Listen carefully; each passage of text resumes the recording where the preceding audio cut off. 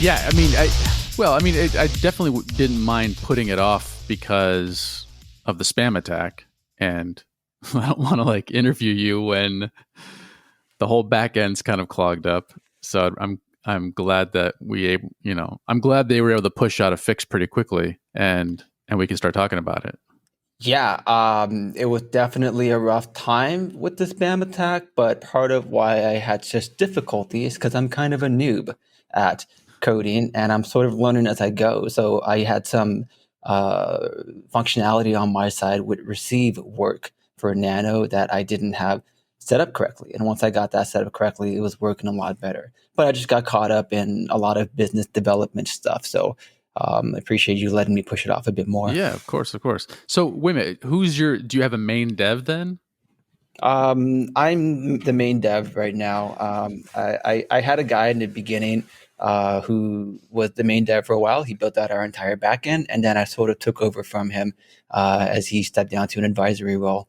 So I've been learning a lot. It's been pretty fun. I do have another technical guy who is my co-founder, and he's, I'm grooming him to take over the dev side of things. Okay, because that's gotta be rough if you're a noob because this is like a pretty advanced app, right? Oh yeah, but the Discord of the Nano community is so helpful. That's that true. Yeah. I just ask them questions all the time and pester them until they help me get things set up. So yeah, it's super helpful. I mean, if you're gonna work with a community, that's the community to work with because they do bend over backwards to help people out. They're just genuinely a nice group of people. Yeah, they really are. It's really just fun to be with that kind of community. Yeah. So yeah, I did take 3 years of computer science as a double major though in my undergrad. So I'm not like fully fresh to it, and I did do a lot of amateur programming. So it's not like I'm jumping into it with just no experience. I have a good amount of experience. Okay. So I was like, dude, I tried to learn a little bit of Python during COVID, and I was like, I got halfway through the book. I was like, I really just don't enjoy sitting in front of a screen coding. I don't mind sitting in front of a screen doing other things, but so maybe I just needed to find a better project to work on and to learn that way. Some people say it's better just to kind of like jump in and find something that you want to work on and learn that way. What were you doing with Python? Just trying to learn. I mean, because I was like, I'm just sitting here on my ass and might as well try to like learn a skill that if this happened to go on for like 10 years, what would we need? Like what jobs would stick around? I wrote a pilot about how, 10 years from now, the only blue collar jobs are going to be like bug bounty jobs. I can totally see everything else getting automated, but needing humans to go through code and find errors. And so, that's interesting. But like that's the survival job at that point, where like everyone's struggling and they're all trying to find hunting bug bounties. So, well, nice. So, talk to me a little bit about. Hold on, really fast. Welcome to Keyword Crypto. This is Michael. I got a guest, Adrian. Why don't you introduce yourself and why you're here? Hey everyone, my name is Adrian Garcia, co-founder and CEO of Fyncom, also known as the people who pay you to block scam calls with our KarmaCall app. I'm glad to be here. Why don't you give us a brief description of KarmaCall, because it's an interesting project. Yeah, so KarmaCall was just born out of my frustration with getting bugged by scam calls and robocalls, and I basically thought, man, if I had a nickel for every time I got one of these calls. And then from there, I just started writing out some sort of way to implement that in real life. And so KarmaCall is an app that pays you to block scam call, and it pays you even more to accept good call. All of this is done with Nano in the background. And basically, we're able to have someone who's not on your contact list get sent straight to voicemail if they try to call you. But if they want to call you, they can give you a 5-cent deposit to ring your phone. And if you answer and talk with them for more than 25 seconds, they get a full refund because they were a good caller. But if you answer and you don't like what you're hearing, you hang up before 25 seconds and you'll collect their deposit. So it's a way of disincentivizing spam over telecommunications. And it's pretty interesting, actually. If you look at Bitcoin and Hashcash, the whole like mining algorithm that which is Hashcash was originally made to combat email spam. So spam has an interesting sort of relationship with cryptocurrencies in general. I didn't know that about Hashcash. That's interesting. Um, Yeah, Adam Back, CEO of Blockstream. yeah, Adam. Good old Adam. So why did you choose Nano? Well, when I initially came up with the concept of KarmaCall, I was actually thinking in Satoshis. I mean, the first thing that I wrote down in my little notebook was use Satoshis to block scam calls. And so I ended up, having a bit of a tough time struggling with the transaction fees that are associated, whether you're using Bitcoin, the network, or whether you're using Lightning Network. There's still sort of a variable transaction fee that you have to account for. And that just makes it a little bit complicated. So I took a step back and I laid out some frameworks from a first principles approach. And I thought, what do I need to, eventually scale up to potentially doing billions of transactions per year? And that came down to these criteria, which was this payment platform has to be feeless, it has to be real time, it has to be scalable, easy to work with, and attempts to be decentralized because I do believe in the principles of decentralization. So when I looked at the cryptocurrency ecosystem, there were a few that were feeless and scalable. But then I had another criteria, which is didn't like the concept of having a minimum account balance. So think like EOS, things like Stellar, things like Ripple. Each of those has a minimum account balance that you need, and it's kind of a weird thing because it means someone needs to buy into the cryptocurrency ecosystem before they can use it. And then I found Nano and IOTA, both of which don't require minimum balances and meet my criteria.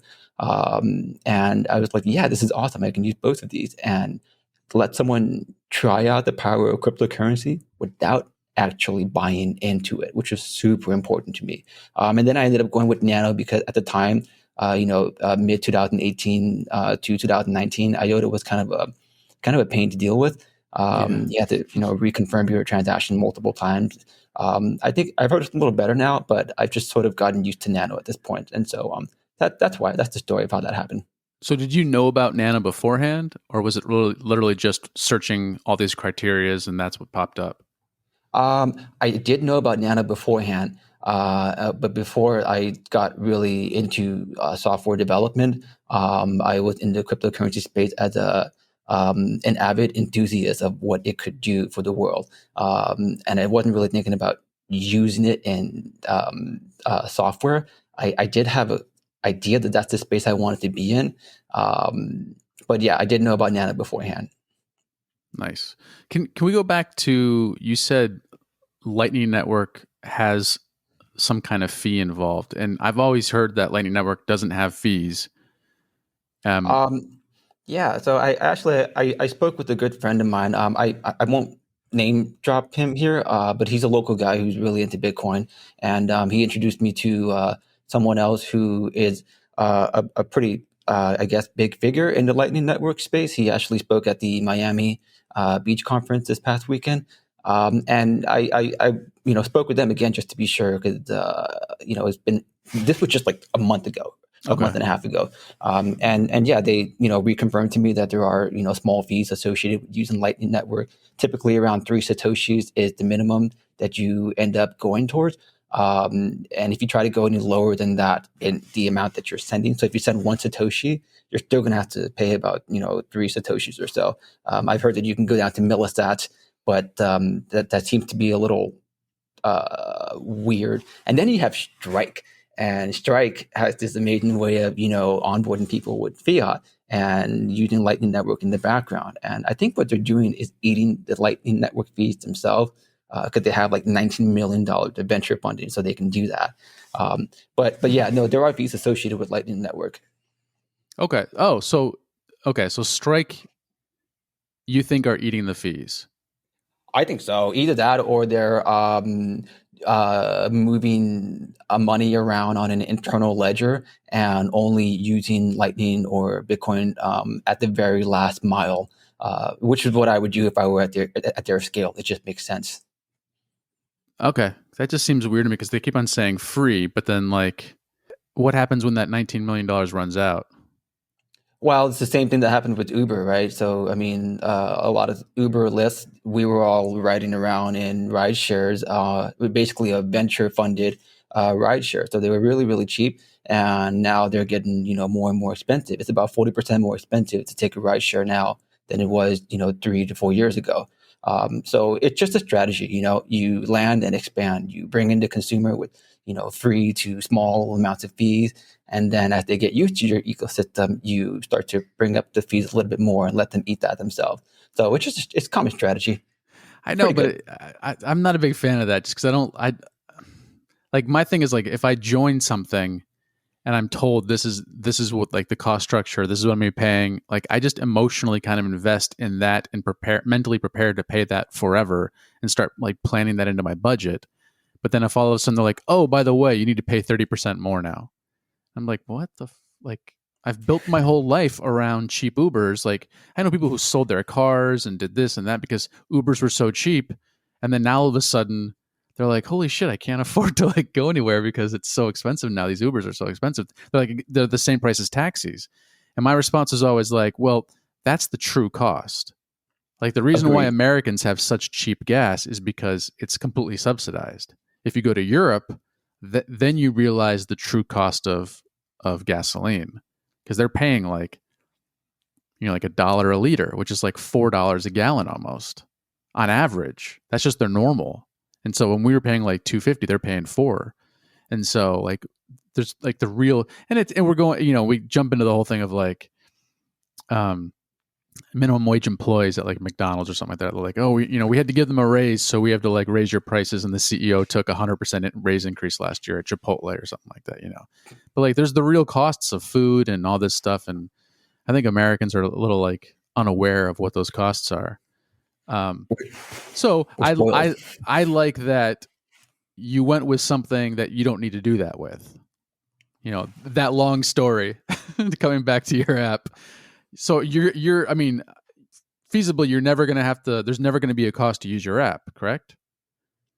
Yeah, that's right. I mean, we structured our business model from the very beginning to make this app as free as possible for all of our people using this. And the reason being is because we don't make money from our people paying for the app. We make the money from the businesses who are going to have to pay to reach out to you. So we have this entire strategy on the business side about reducing the cost of their customer acquisition by letting them directly pay their customers for feedback, response, or engagement. So we're basically trying to do cost per click of internet advertising and apply that towards the telecommunications infrastructure. So one of the cool things that I just have been playing with recently is response-based email. So if I send you an email like right now, asking you for some question and you respond to it, you'll get a payout. And so you won't get the payout though until you respond to my email. So it's sort of a way of getting people, incentivizing people to engage with you. And attention is like the scarcest commodity now. So giving businesses a way to, incentivize you to engage and allowing those incentives to be on the order of micro pennies or dollars or hundreds of dollars is something that I find really fascinating. So, we take a commission off of all of those good responses, good engagement. So we only get paid when our people get paid. So yeah, we kind of built the business model to account for that. I'm trying to stay away from the traditional ad based sort of way of making money, just because I have this weird thing about ads. Like I'd like to see a world with either less ads or ads that at least let you get paid for having watched them. You know what I mean? Yeah. So like we're doing kind of. Did you see that borderline horror show on I think it was on Netflix with Jonah Hill, where it was the future and everyone kind of lived off of like clicking on ads and getting paid to watch ads. What the because heck? No, wow, that sounds so it fun. came out like a year, like maybe 2 years ago. Um, yeah, so like if people, people were poor and to like, to get on the bus, they'd have to like watch all these ads and just sit there and like be inundated with ads the entire bus ride just to be able to afford the bus ride. It's crazy. I mean, because it's like you said, like that's kind of the direction it's going a little bit. And I mean, in the whole Brave browser, that's the whole business model. We're going to pay you to watch ads, or they're going to pay you to watch ads. And it's just like, I don't really want to like have that. I don't want to be incentivized to watch commercials.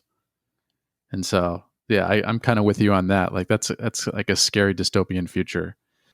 Yeah, I mean, it's a bit scarier if this doesn't change. If you continue to not get paid for these ads, which they're going to be here forever. Like Oh yeah. advertising is never going to die. It's never going to die. So if it doesn't change and we continue to not get paid, well, we'll just see the proceeds of advertising dollars continue to go into the tech giants and have them continue to hoard these billions of dollars that really should be distributed to the end users. And then that's an even scarier dystopia. Then you'd have, these tech giants that are basically richer than, some countries. And Yeah. that's I mean, so something has we to already give. see it right now with Elon Musk and Jeff Bezos and what's his Facebook name, Mark Zuckerberg. I mean, those guys are like buying islands and like it's crazy how much money they have. So, talk to me about the spam attack, because that was kind of a big deal. It didn't shut down the network, but I know it caused a lot of problems for some people. Yeah, that was fun. And so, So really fast, if you don't know what we're talking about, Nano got hit by a spam attack about like 2 months ago, and it went on for like a month, and it was really intense. Really, it's kind of like a DDoS attack. And after about 2 weeks of just heavy spam, a few nodes started to get out of sync. Some of the like the lower end nodes, um, like hobbyist nodes, and so that kind of started. But it also kind of affected Binance and Kraken because they were like, we need to hold off because we're connected to some of these nodes and they hadn't updated their nodes, and it was just kind of it didn't stop it. Everything still worked, but some stuff got hung up for a while. Some transactions got hung up for like a week or two. Um, so and that's the back end of your app. So yeah, yeah. So it was interesting. For a while, our services were going pretty well actually, because most of our transactions are within our own network. So we didn't really have our KarmaCall users sending Nano from accounts that were not within the same wallet. So we have a couple of wallets that host most of all of our KarmaCall accounts. So because we were, sending Nano internally to Nano accounts within the same wallet, we were mostly pretty okay. But then it got pretty intense for a while, and we did find some receives that were not being received. And so and I ended up using this person. I think his name is Anar Crypto. He's on Discord, and he made this amazing tool called Confirm Me Block, and it was basically a way of automating the receive work and publishing all these blocks in case you were behind and catching up, basically. So that was a godsend for a while. So yeah, for a while it was pretty good for us, but then due to my shoddy backend implementation with the receive work, it kind of I ended up having to. I had a little trouble for a few days, and then it was just, man, it wasn't fun. That's for sure. But now it seems to be a whole lot more easier. My node is really just keeping up with everything at this point. So yeah, definitely something that was unexpected, I guess. so let's say a billion people are using your app. Would every single person be running off of your node?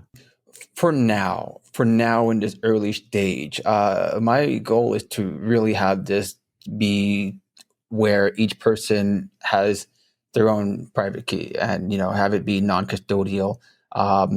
But I just don't have enough bandwidth at this point to make that happen.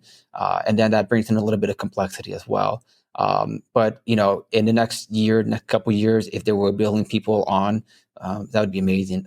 Then yeah, all would be running off of the same node. And if we started seeing any issues, I don't know why we would see issues, but if we did, I would like to split them up into different nodes.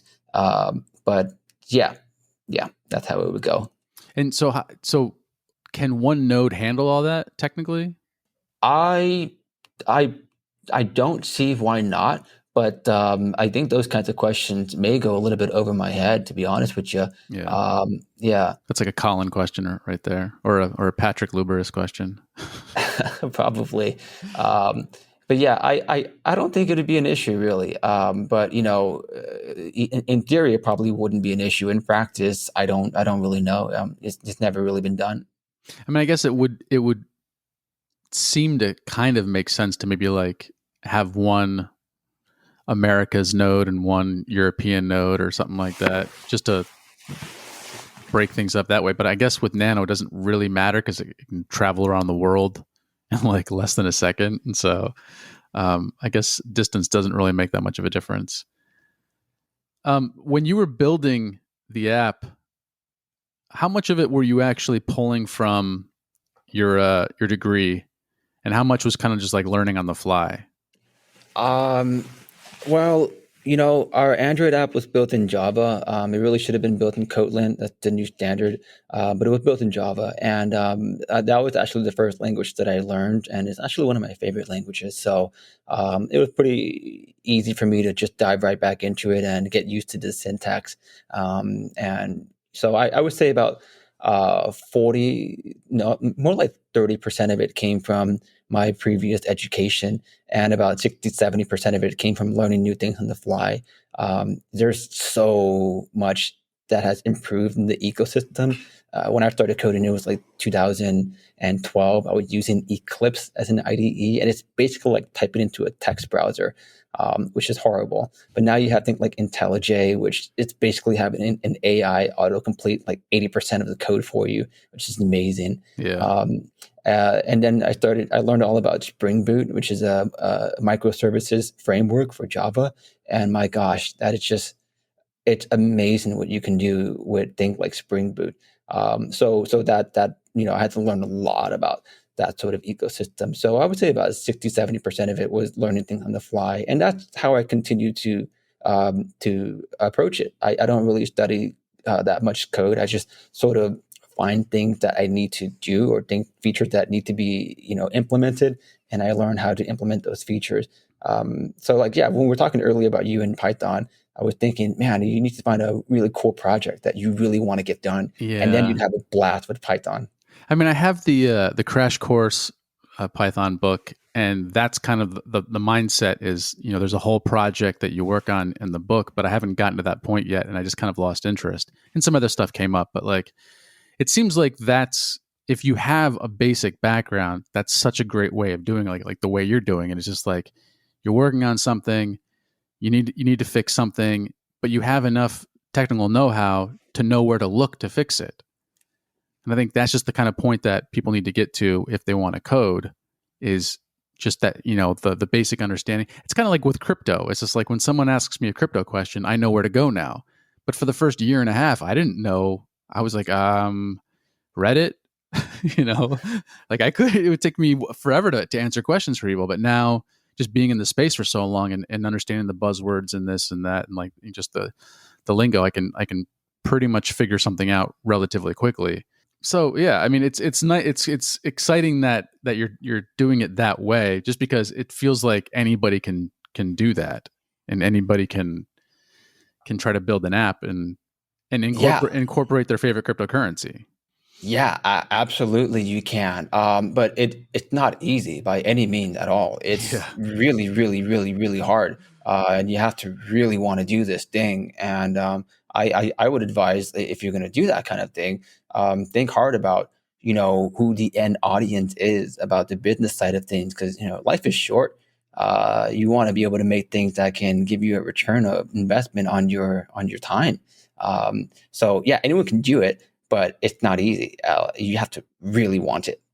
So yeah, definitely I encourage it though, because it gets really fun, and it's a way to create a scalable lifestyle. A way to make money while you sleep. And a big part of my life has been doing multiple revenue streams.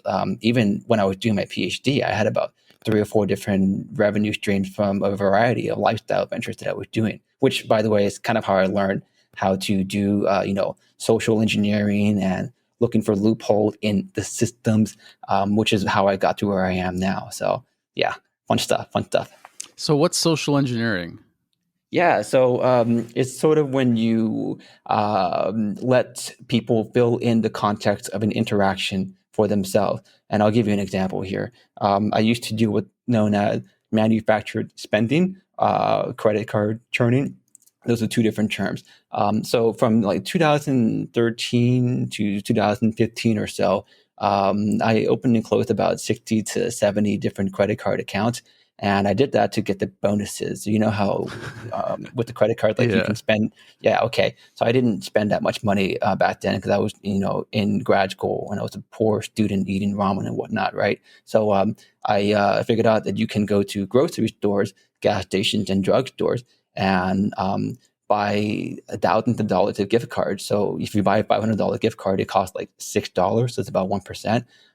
But what I did for one card would be, if I wanted to spend $3,000, I would go to a grocery store, pick up 6 of those gift cards, and that would be, $3,036.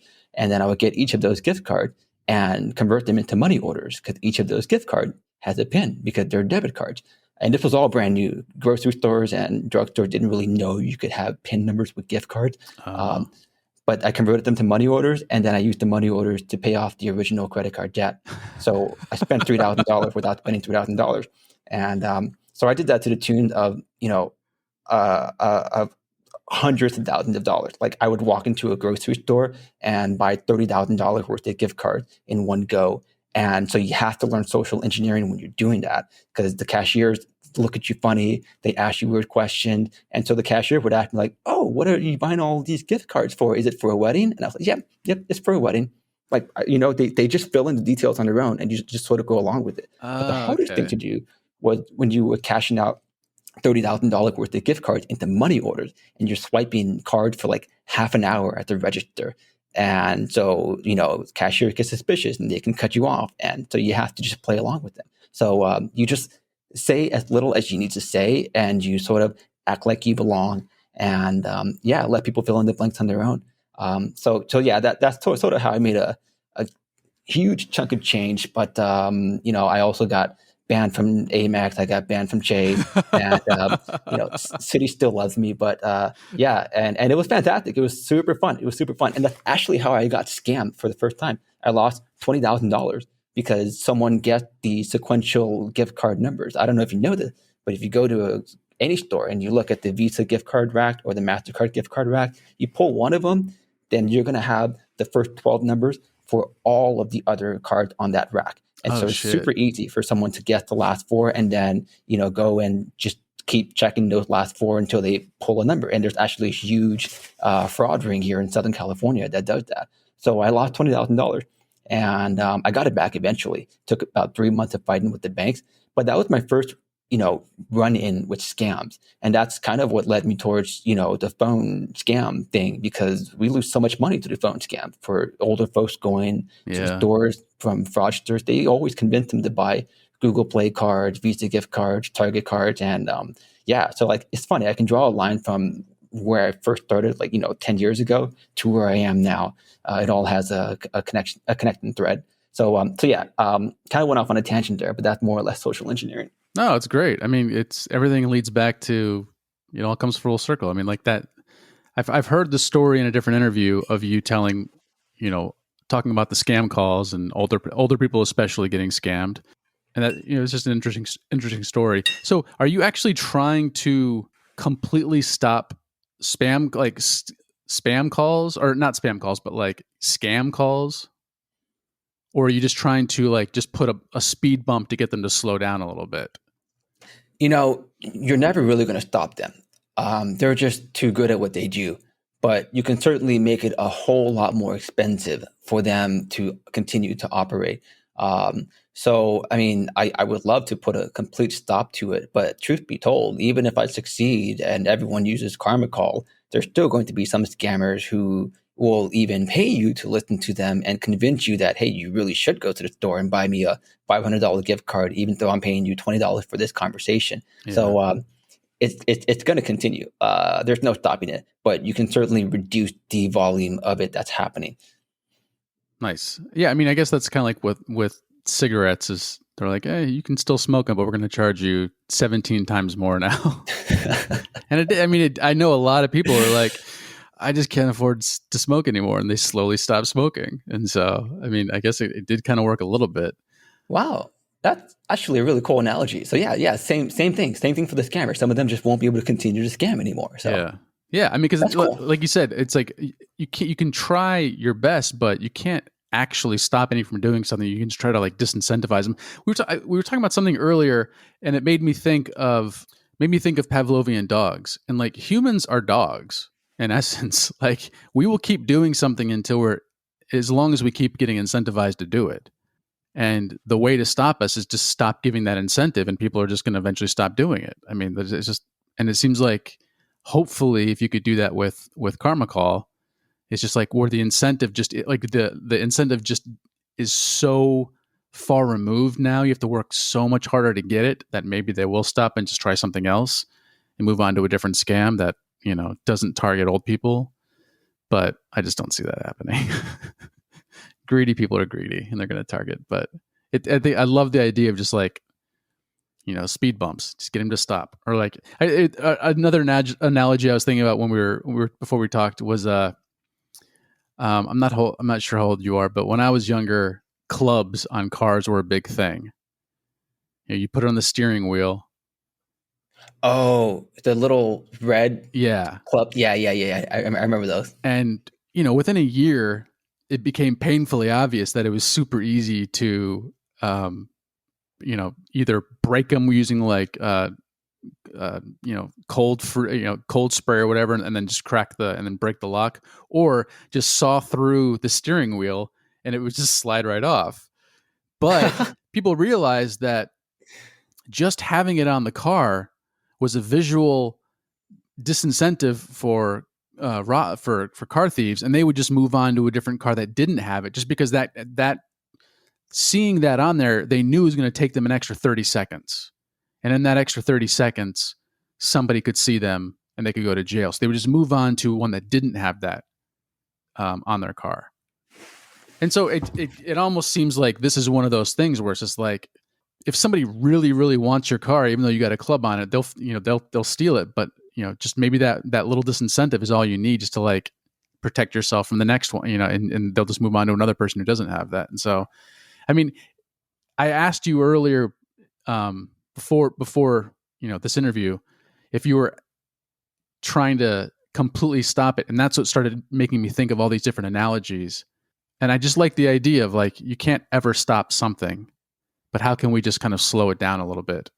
Yeah, I mean, even if we manage to fully stop it on the phone calls, I mean, they're just going to move to the next cheapest medium of communication, which is going to be email. And then even if we manage to fully stop it on email, which, by the way, our whole refundable nano deposits, it can work in any communication medium, like phone calls, email, text messages, social media, direct messages, you name it. But even if we get this to work on emails where everyone's using, KarmaCall for email, they're going to move to social media direct messages and start doing it there. And even if we get to put those speed bumps in social media direct messages, well, then they're going to go on to public forum. When you go onto Twitter and you see the scammers putting, Elon Musk is giving away, 1 Bitcoin if you send them 1 Bitcoin. Yeah. I can't do anything about that. Yeah. Our whole method only works for direct communication. It doesn't work in forum style posting. We don't have a solution for that. So, there's always leaky holes. And, but I really love being in the field of, stopping people from getting scammed. Because one of my favorite things, one of the things that I really want to do before I die is just help as many people as possible. Like that's always been a goal of mine. It's why I became an engineer in the first place. And it's the only reason that I switched to what I'm doing now, because software, especially phone call, like it touches so many people in the world. And it would just make me so happy if I could make more people, safer and make a lot of money in the process. That's for sure. Where did that desire come from of helping people? I really don't know. I don't know. It's just, I guess I sort of discovered it around 17, 18 years old. I think I went to a leadership camp. It was called National Teen Leadership Program. I went there 2 years in a row, and it's basically a 3-day summer camp where we got to meet with this really crazy, amazing group of people who taught us all about leadership and how to take care of yourself so that you can take care of others. And I think around there is when I started to catch that bug. And I don't know, it just felt like it's always been there, to be honest with you.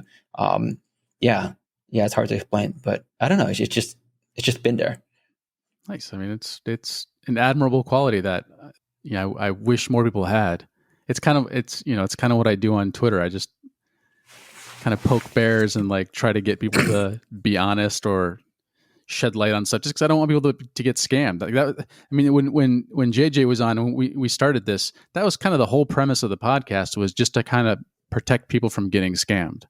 Oh, really? That's so cool. In cryptocurrency. Yeah. Just because there was just so much misinformation out there. There was so much, so many friends were asking us questions during the bear run of 2017, 2018. And then, and a lot of our friends lost a ton of money in that because they bought at the top. And so we're like, all right. So originally we were trying to cater it to noobs, but it was next to impossible to talk to them and to talk about cryptocurrency and have them understand it, because we had been in the space so long. So we couldn't really talk about anything, because even friends who were really smart would listen to like, yeah, I got about 5% of what you said. And it was just like, and that was us trying to dumb it down as much as possible for people. And it's like, all right, it's tough. It's like, there's always going to be a way of, there's always going to be so many roadblocks in the way of trying to help people. And you got to kind of constantly be on your feet and adjust and adapt and, bob and weave. And it's really challenging. It's really challenging because you have these, economic incentives that have people put out, maybe misinformation, maybe hype that doesn't deserve to be hyped out as much. And you get this wave that people like to follow, this sort of a wave of people who, just follow the crowd. And let's be real. I mean, sometimes they do really, really well. It's Dogecoin. If you had invested in that, last year, you'd be way better than most of us now. It's like the number one biggest, return investment in the longest time. That's wild. It's hilarious. But then there's things that are not so funny, OneCoin and things like that. So, it's people don't want to be wrong, so when they get that weird, I don't know what you want to call it, attachment to something, it's this sort of cognitive dissonance that they end up getting, where they just won't listen to reason at all. And it's just, I don't know what to do about that. There's nothing you really can do about that, I mean, as a joke, we wanted to start making t-shirts so people could have a t-shirt for their team, because that's all it was in crypto. It was just like, what team are you on? And people were like diehard Manchester United fans. Like, those are the Dogecoin people, or those are the Ripple people, or those are the Chainlink people. And it's just like, and the fact that we have names for them on Twitter, like, the Link Marines, or, Nano Reply Guys, or it just shows like how siloed people in crypto become. They go down their rabbit hole and they're like, I don't know if it's just comfortable for them, because it is a lot of work. I mean, I listened to Bitcoin Maxis and I asked them, and I'm like, you refuse to look at all this other tech that's amazing. There's tech has evolved over the last 12 years and you're not looking at it. Like, honestly, I don't have the time or the energy. It's so much work to try to learn about something new and then spend hours and hours and hours and figure out what's wrong with it and how it doesn't work. And then, and then what am I going to do? Like, just sell all of my everything I've invested for the last 12 years and then move it over there. And I was like, okay, I understand that. But that's when, it's just like, if I had Apple stock and it went to zero, I would sell it before it went to zero and move it to something else. It's like, I've never really understood that with people. So I like that you're not actually catering your app to Nano. It's just there in the background. Like when I look on your app, there's like nothing that says like Nano this or Nano. It's like you're not really like pumping Nano. You're pumping your app that just happens to have that in the background. Yeah, that's right. I'm not really in the business to pump anything. I'm just in the business of improving the way that we communicate with each other, and ideally helping businesses pay you to listen to them, and that's where we really make money on our side with that commission and whatnot. So really, the only reason one of the main reasons we use Nano is for something that I like to call payment fee arbitrage, which I find really fascinating, and we should totally talk about that because I love the concept. Yeah, educate me about it. So like, when you are in an era where a commodity that was once scarce becomes wildly abundant, you would be wise to take that newly abundant resource and use it foolishly, use it as much as possible. And I'll give you this example that I love because it's so amazing. It's not even my example. A really good friend of mine told me this example after I talked with him for a long time about my concept. But he was saying, in the if you want to describe an example of a scarce resource that became newly abundant and how someone took advantage of it, let's look at the photograph. When I was a kid, I used to have a disposable camera where I had 30 pictures, and I would have to be very careful and take these pictures at the perfect moment and then walk down to a store to pay someone to develop those pictures. And then I had to go home and come back the next day to pick it up. And so I put a lot of energy and resources into getting those pictures developed. They were scarce. And what would happen after I, got them from the stores, I would put them into a little notebook and show them to my family later. And they were really, really valuable to me. I loved taking pictures. And who knew that one day a startup would come along and say, these pictures that you find so valuable that capture your life memories and you spent so much time collecting, we're going to take these pictures, show them to you for 7 seconds, and then we're going to throw them away. And that company is Snapchat. And they're worth $80 billion now. So that's a great example of how you take something that was once scarce and is now newly abundant because you have digital storage that lets you store as infinitely many pictures as you want. So why not just throw them away? There's so much innovation that you can have. Now that we have a payment platform where you don't have to pay fees, and before you used to have to pay 1.5% to 2.9% for every single fee, every single transaction you send, that was a scarce commodity. You never even had zero fee payment, and now you do. Yeah. So what can we do with that? And that's sort of, where KarmaCall and Fyncom comes in, because we really want to explore that space. So that's why I'm a huge zero fee payment advocate. I love the concept, and there's so much cool things that we can do with it. Well, it's funny because you seem like a glass half full guy, because when something becomes abundant, you're like, oh, how can we help people? And then the other half of the people are like, ooh, how can we steal from people? And that's great. Like it's the constant battle of some people constantly look at holes to try to scam, and then some people are constantly looking at holes of how to fill them and how to help people. So if you had unlimited resources, what would you want to do? Unlimited resources? Yeah. Well, one of the reasons why I'm in the digital space is because it's one of the easiest ways to make money. And I do have some physical hardware concept that I've been dying to work on. And one of them is kind of silly, but I'll talk about it. I used to have really vivid dreams. I used to actually lucid dream for a while, do it on command too. And my dreams were just wild. They were just things that I've never seen in real life. I've never seen a movie about them. I'm sure you have the same sort of dreams that are just insane. I don't know how to describe it. And I started thinking, wow, I wish I could share this with someone, and I wish I could see what other people dreamt.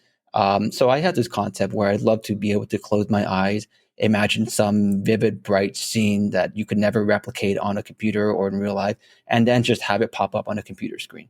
So be able to just imagine scenes, imagine movies, and have them come out as if they were a YouTube video or an Instagram picture. So, I have this crazy theory about how you could do that by having an ability to do some sort of functional magnetic resonance or fMRI and sort of track each neuron as if it was a pixel and look at the intensity of the neuron flashing as a pixel intensity, and then use that to map colors and whatnot. And if you look at Elon Musk's new company, I think it's Neuralink, his whole concept is pretty fascinating. I'm not sure that it can work, but if I were doing what I'm doing now, I would totally join that, because that's like really close to what I was envisioning. I mean, they have little carbon nanowires that are basically getting as close as they can to each neuron in your head, and that's like exactly what you need. You need to be super close to each neuron to be able to detect the intensity of it appropriately. So yeah, if I had unlimited resources, I would work on something like that. I have no idea how I would make money from it at all. It would strictly be art. Well, I mean, if you had unlimited resources, you wouldn't need to make money off of it. True. I mean, that's the great thing about that question, is just like, oh yeah, I don't have to think about how do I pay my rent doing it. I could just do it. And I love those questions, because people just start to, like, when you take away that hurdle, it just allows them to just, like, be as free as they want and go down the rabbit hole of like, oh, this and that and that. And I mean, it's like, and I think that's like where like a lot of the imagination comes in. I do some screenwriting, and some famous people say, don't ever think about budget. It's not your job to think about how much this movie would cost to make. Your job is just to be creative and write it down. And then some other directors are like, no, like, unless you're Scorsese, you're never going to be able to make that. So you have to be realistic.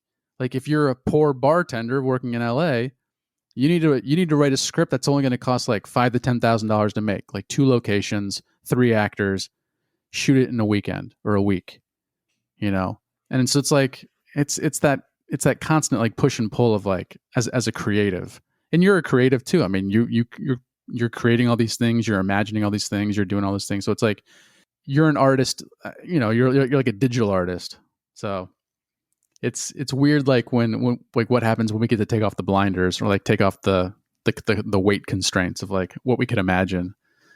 So I like to ask other creatives that question. And it's a really cool question when you put it that way. I never thought about it like that, but it is a really cool question when you put it that way. So do you currently write without a budget, or do you write with a budget in mind? I don't write with the budget in mind.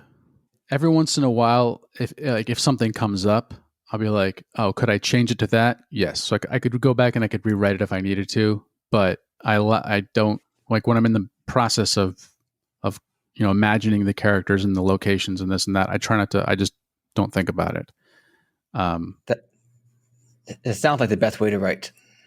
Yes and no, but like as a unknown writer, I'm trying to get other like unknown directors to direct it, and they're like, I could never shoot that. Like, you have 17 locations and one of them's in Barbados. Like, we have a $4,000 budget. Like, come on, you got to write something that we can actually shoot. And so that it gets. So I take those scripts that I don't think about budget on it, and I submit those to contests, and then I create smaller stuff, and then I shoot that with people like up and coming directors and stuff like that.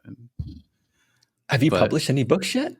No. Oh, I don't write books. I've shot some stuff that I wrote, and then I usually act like in 2 or 3 things a year, commercials and stuff. So did we miss anything about KarmaCall that you really want to like get off your chest and have people know about? I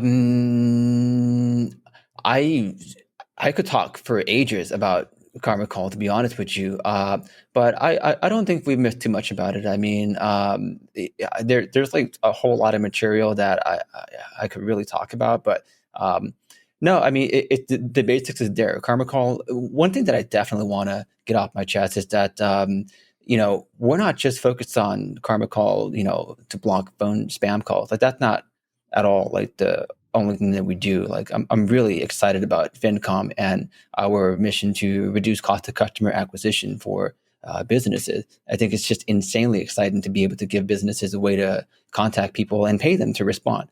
And so, like, yeah, there's a whole lot more that we can do in that space with email, with text messages, with button clicks, and getting people paid in Nano for each one of those things.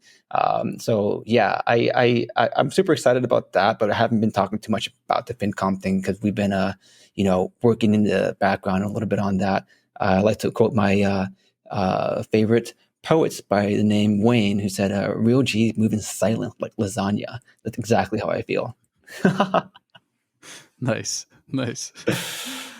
So if somebody wanted to reach out to you, what would be the best way? Just shoot me an email, adrian@fincom.com. Sweet. And I'll put that in the show notes.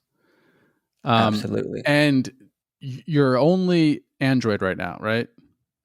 Yeah, well, we're working on iOS. Like I'm learning a whole bunch of Swift right now and getting voice over IP set up for the iOS ecosystem. I'm really excited about that. I can't give any hard deadline because deadlines are you end up missing them and whatnot. But no, we're coming out on iOS later this year, so super excited about that. So later this year. So you not a deadline, but you have a guesstimate.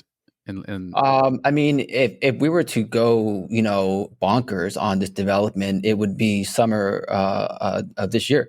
If we go on a conservative pace, it would be closer to mid Q3 or so. But sometime, to late Q3 to early Q4 is when I can see this coming out. And of course, it depends on how we go with, how Apple works with us on that, because there's some weirdness there with the payment that we're doing to people and how Apple typically wants to cut of payment that happen. So there's a little bit of exploring to happen there. Oh yeah, but I'm optimistic. I didn't even think about that. So does Google take a cut of what you take? Well, no. And the thing is, we sort of do things a little differently. So let's look at the Apple example. With Apple, anytime that a user pays for something or buys something through an app, Apple wants a cut of that. Yeah. And the thing is, our users don't pay for things. Our users, they get paid. They get paid to pick up a call. They get paid to block call. So the payment direction is in the complete opposite direction, which is why I think we're going to have no trouble at all with the Apple side. But they can be weird. It took me 3 months to get past Google last year, and I ended up growing this gnarly beard because of it. It was disgusting. You're like, I'm not cutting off this beard until I get approved. Yeah, and that was a huge mistake because I was like, yeah, it's gonna be no problem. 1 week and it'll be through, and then it ended up being just this Santa Claus looking nonsense. That was just. I saw an interview. Hey, it didn't look bad. You look good. You look good with a beard. I feel like Rasputin with that beard for sure. I mean, you looked like a total hipster though with the beard. Oh God. It's all right though. I mean, hey, most people. I've seen guys who grow a beard like that and they look terrible. So be thankful you look good with the beard. Thank you. Well, it might happen again. My team is begging me to start doing the beard thing again, so I might not have a choice.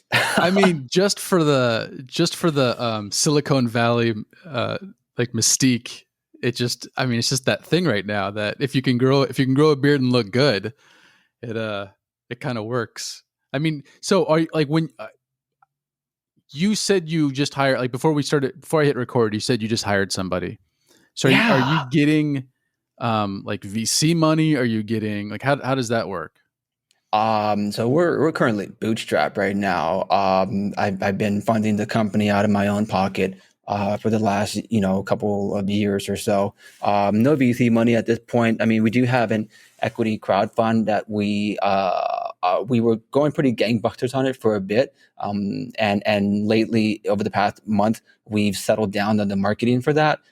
So that we can focus more on the core business model, focus more on getting customers and focus more on making our product just really amazing, really, great, intuitive, and make people want it. And also focusing on this really awesome international deal that I would love to talk more about. I can hear you But smiling and wanting to I, talk I, about it. it's really amazing. It's really amazing. But nothing settled there. We're still going through negotiation. But if it does go through, there'll be a whole bunch of customers for us to show, for us to have, using KarmaCall, using Fyncom internationally. But like I said, that still, hadn't gone through yet. But a lot of cool stuff happening there. So yeah, the whole funding thing is coming out of my pocket right now. And I just trying to. It's weird because when you're doing a scalable startup like this, you can't just be stingy with everything. You have to watch your money, you have to watch your burn rate, but you also have to spend money to make money. So it's been really interesting. That's insane. I just can't imagine having to like bootstrap something like that and with in paying employees, especially. So where are you based out of right now? Southern California. Holy crap! So I mean, just the rents alone for your employees, that's just like that's insane. Yeah. Oh, well, I mean, my team is amazing. They're really dedicated people. So they're just really in it for the right cause, and we kind of have to find those amazing people to do something like this, to do something that's never been done. So I consider myself really lucky to be in the presence of those amazing folks. Yeah. Nice. That's good. All right. Anything else you want to throw out there before we? Yeah. If you think this whole concept is interesting, you should definitely check out our equity crowdfund. It's on title3funds.com under the name KarmaCall, and you'll see a whole lot more information about us there. It's kind of outdated right now. We're going to fix it up over the next few weeks. And there is some cool stuff coming up that I'd love to talk more about. But, if you find this whole concept interesting, check it out. Once in a lifetime opportunity to invest in a super early stage company before it starts to take off. So, thanks for giving me this platform. Really appreciate it. Of course. And I'll make sure to have everything in the show notes if you're interested, and you can go to his links. All right, Adrian, you're going to have to come back on if that overseas thing happens and you get all those overseas customers. You can tell me about it. Oh my gosh, it's going to be so amazing. Yes, I would love that. All right. Thanks for listening, everybody, and catch you on the next one. Bye.